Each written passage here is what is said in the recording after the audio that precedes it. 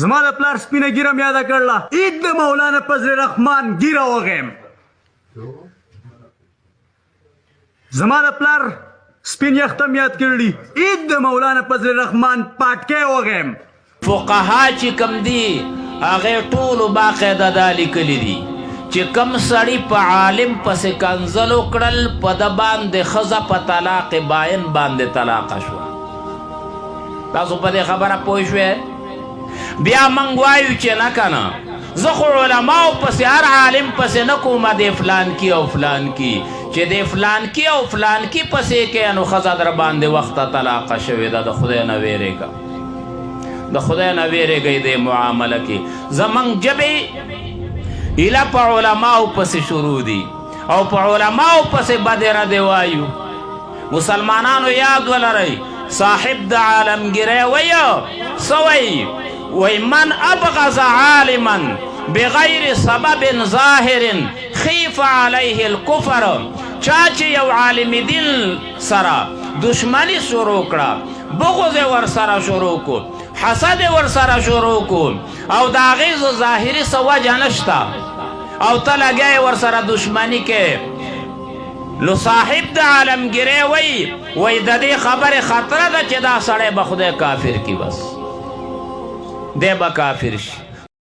ګرانو کتونکو د دې ظالم د خبرې تاسو واورېدلې او د دغه شیخ صاحب خبرې به هم تاسو واورئ یو عالم بیان کړی دی خو زه به دې ظالم ته دا خبره وکړم د چا چې بیکګراونډ خراب دی او د ده ټولو پښتنو ته پته ده چې ده په میډیا باندې کردار څه دی پردو جنکو نه هغه دی خپلې ښځې جوړوي بهر کې ما د خپل علماو سره رابطه کړې ده که دی چېرته ښځه یې کړې مې وي نو په ده باندې ښځه طلاقه ده قسم د الله فضات که په دې کې زه د مولانا صاحب سپورټ وکړم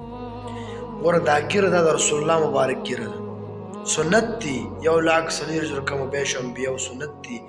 دا پټکی مبارک دا د مولانا صاحب پټکی نه دی دا د رسول الله مبارک پټکی دی دا د رسول الله مبارک سنتو ته کنځلې کړي دي قسم په خدای زموږ علما وایي چې دی د باندې ښځه هم طلاقه ده او دی واپس کلمه ووایي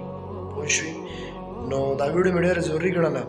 خپلو ملګرو سره شریکه کړمه کوم زموږ وروڼه دي بایګان دي چې دې خلاف اواز اوچت کړي او د سعودي عرب چې کوم حکومت دی نو هغې ته هم دغه درخواست دی او الله دې وکړي چې دې ونیسي ده سخته نه سخته سزا ورکړي ځکه ده د رسول الله مبارک د سنتو توهین کړی دی او ګرانو ملګرو الله هم خوشحاله ساتئ چې په هر ځای کې په دغه ظالم باندې چې کوم دی نو بېشمار لعنت ووایي چې خدای دې هلاک کړي ځکه چې دلته هدایت نه کوي چا لپاره به د هلاکت سوال نه کوي خدای دې خدای هلاک کړي د هغې وجه دا ده چې دې عمر له چې کوم دی په علماو پسې کنځلو